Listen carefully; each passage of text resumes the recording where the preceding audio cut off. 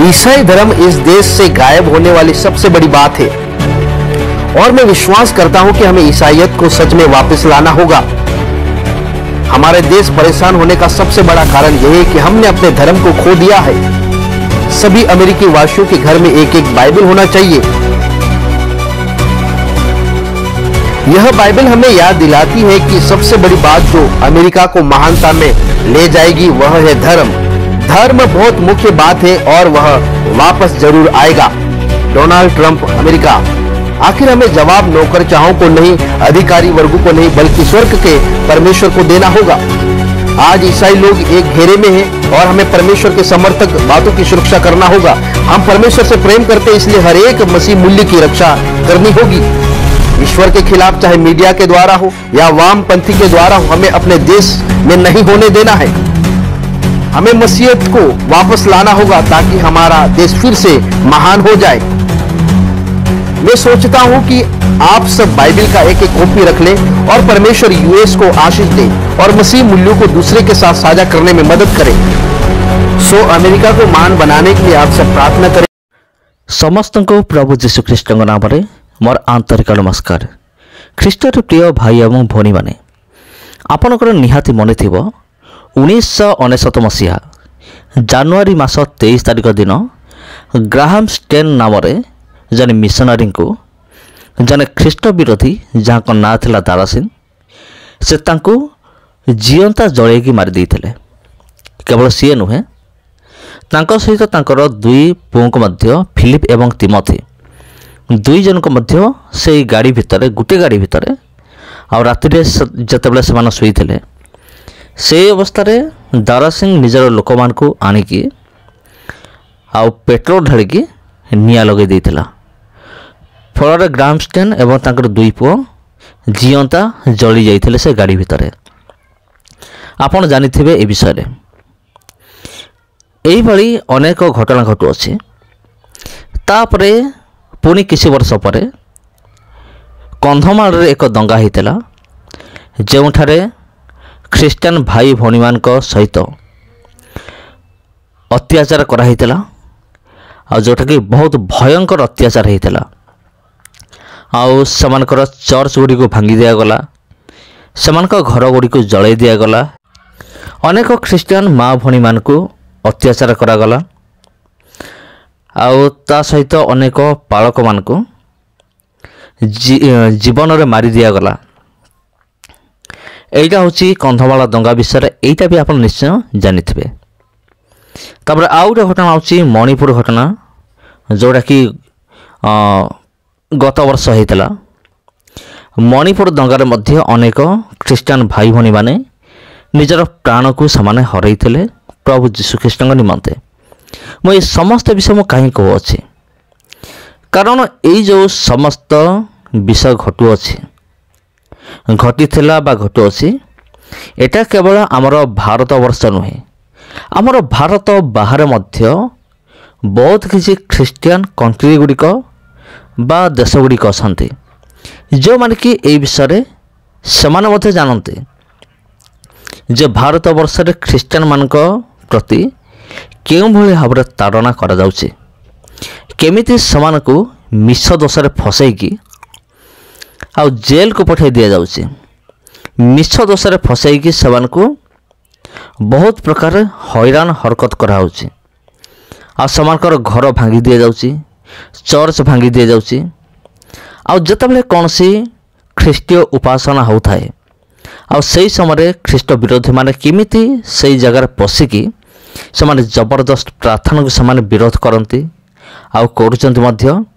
ए विषय केवल भारत नुहे पूरा विश्व ए विषय जानी अछि।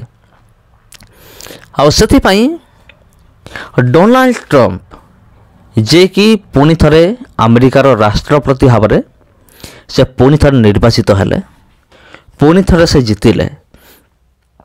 आ से मते जानती भारत वर्ष रे क्यों प्रकार मान निर्यातना दिया है विगत दिन मानक ख्रीस्टान मान प्रति आ ख्रीस्टान मान सहित किभली अत्याचार कराई से भल भाव जानी। आ से जतबेले जीतिले जीतु जीतु से घोषणा करदेले ଯେ ଖ୍ରୀଷ୍ଟୀୟ ବିଷୟକୁ ପୁରା ବିଶ୍ୱରେ ଆମେ ପ୍ରସାରିତ କରିବା। ଆଉ ପ୍ରତ୍ୟେକଙ୍କର ଘରେ ଘରେ ବାଇବେଲ ରହିବ। ଆଉ ପ୍ରତ୍ୟେକ ଜଣ ଖ୍ରୀଷ୍ଟୀୟ ବିଷୟକୁ ଫଲୋ କରିବେ ବା ଅନୁସରଣ କରିବେ। এইটা ତ ବାହାର କଣ୍ଟ୍ରି ମାନଙ୍କରେ ବହୁତ ସହଜ, ଯେପରିକି ଆମେରିକା ହେଲା, ଇଂଲଣ୍ଡ ହେଲା, ଜାପାନ ହେଲା, ଜର୍ମାନୀ ହେଲା, ଏଇଭଳି ଯେତେ ସବୁ ଦେଶ ଅଛି, ପ୍ରାୟ ଯଦି ଦେଖିବା ଆମ ପୃଥିବୀରେ ପ୍ରାୟ 198ରୁ ଅଧିକ ଦେଶ ଅଛି। ପ୍ରାୟ 198ଟି ଦେଶ ଅଛି। ଆଉ 198 ଦେଶ ମଧ୍ୟରେ ଖ୍ରୀଷ୍ଟିଆନ ଦେଶମାନଙ୍କ ସଂଖ୍ୟା ହେଉଛି ଅଧିକ, ଯେଉଁଠି ପ୍ରଭୁ ଯୀଶୁଖ୍ରୀଷ୍ଟଙ୍କର ବିଷୟକୁ ଅନୁସରଣ କରାଯାଏ। ଏ ସମସ୍ତ ଦେଶମାନଙ୍କରେ କୌଣସି ପ୍ରୋବ୍ଲେମ୍ ନାହିଁ। ଖ୍ରୀଷ୍ଟୀୟ ବିଷୟକୁ ପ୍ରସାର କର, ସୁସମାଚାର ପ୍ରଚାର କର, କୌଣସି ପ୍ରୋବ୍ଲେମ୍ ନାହିଁ। କିନ୍ତୁ ଏମିତି କିଛି ଦେଶ ରହିଅଛି, ଯେପରିକି ଆମର ଭାରତବର୍ଷ। ଆମର ଭାରତବର୍ଷରେ ଗୋଟେ ସବୁଠୁ ବଡ଼ ପ୍ରୋବ୍ଲେମ୍ ହେଲା, ଏଠି ଖ୍ରୀଷ୍ଟୀୟ ବିଷୟକୁ ବିରୋଧ କରାଯାଏ। ଆମେରିକାରେ ୟୁନାଇଟେଡ୍ ଷ୍ଟେଟ୍ ଅଫ୍ ଆମେରିକା ଆଉ ଏଇ ଆମେରିକା ଦେଶରେ ଖ୍ରୀଷ୍ଟୀୟ ବିଷୟକୁ ଗୁରୁତ୍ୱ ଦିଆଯାଏ, ତାକୁ ଆଗ୍ରହ ରଖାଯାଏ।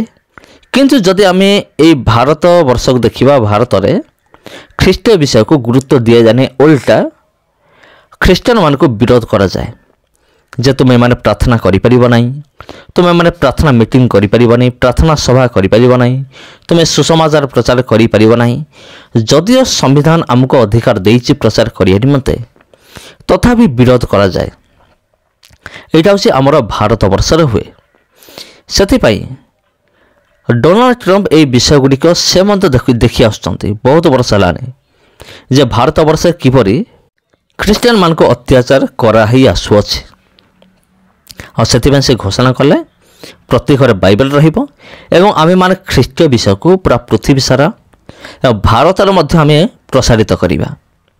ତେବେ ଯଦି ଏପଟେ ଆମେ ଦେଖୁ, ରାଷ୍ଟ୍ରପତି ଯିଏ ତାଙ୍କ ନାଁ ହେଉଛି ଡୋନାଲ୍ଡ ଟ୍ରମ୍ପ ଏବଂ ଆମର ଭାରତର ପ୍ରଧାନମନ୍ତ୍ରୀ ନରେନ୍ଦ୍ର ମୋଦି, ଦୁଇ ଜଣ ହେଉଛନ୍ତି ବହୁତ ଭଲ ସାଙ୍ଗ ବା ଉତ୍ତମ ବନ୍ଧୁ। ଏଟା ହେଉଛି ବହୁତ ଆଗରୁ ତାଙ୍କର ବନ୍ଧୁତା ଅଛି, ଏବେ ସୁଦ୍ଧା ବି।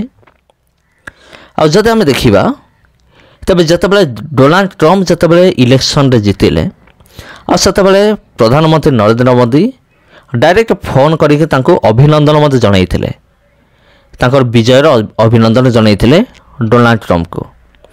ସେଇ ଟ୍ରମ୍ପଙ୍କ କଥା ମୁଁ କହୁଛି, ସେ ଏମିତି ମାନେ ଘୋଷଣା କଲେ। ତେଣୁ ଏଇ ବିଷୟଟା ବର୍ତ୍ତମାନ ମୋଦି ସରକାରଙ୍କର ମୁଣ୍ଡ ବିନ୍ଧାର କାରଣ ହେଇଛି।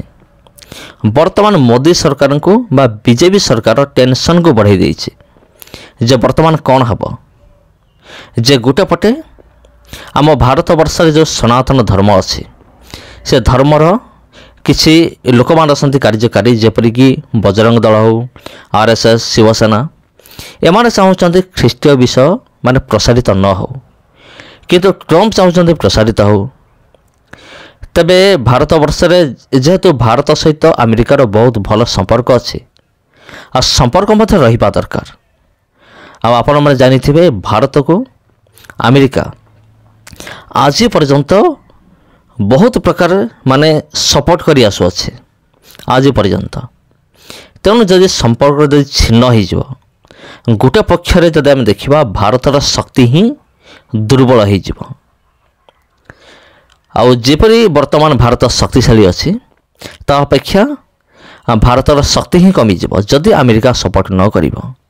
ଏପଟେ ଟ୍ରମ୍ପ କହୁଛନ୍ତି ପ୍ରତି ଘରେ ବାଇବେଲ ରହୁ, ଏପଟେ ଭାରତରେ ଥିବା ହିନ୍ଦୁ ସଂଗଠନର ଲୋକମାନେ ସେମାନେ ଚାହୁଁଛନ୍ତି ଖ୍ରୀଷ୍ଟୀୟ ଧର୍ମ ପ୍ରଚାରିତ ନ ହେଉ। ତେବେ ଏଇଭଳି ଯେଉଁ ସିଚୁଏସନ୍ ବର୍ତ୍ତମାନ କ୍ରିଏଟ୍ ହେଇଛି, ଯେଉଁ ସୃଷ୍ଟି ହେଇଛି, ବର୍ତ୍ତମାନ ଏଇଭଳି ସିଚୁଏସନ୍ରେ ମୋଦି ସରକାର କ'ଣ କରିବେ, ସେଇଟା ହେଉଛି ବର୍ତ୍ତମାନ ମୋଦି ସରକାରଙ୍କର ମୁଣ୍ଡ ବିନ୍ଧାର କାରଣ। ବର୍ତ୍ତମାନ ସମସ୍ତେ ଅପେକ୍ଷା କରିଛନ୍ତି, ଦେଖାଯାଉ କ'ଣ ହେଉଛି। ତେଣୁ ତାଡ଼ନା ତ ଏମିତି ଭାବରେ ରହି ଆସିଅଛି ଆଜି ପର୍ଯ୍ୟନ୍ତ। ଆଉ ପ୍ରଭୁ ଯୀଶୁଖ୍ରୀଷ୍ଟ ସେ ମଧ୍ୟ କହିଛନ୍ତି ଯେ ଜଣେ ପ୍ରକୃତ ଖ୍ରୀଷ୍ଟ ବିଶ୍ୱାସ ଯିଏ, ତା ପକ୍ଷରେ ତାଡ଼ନା ନିହାତି ଆସିବ।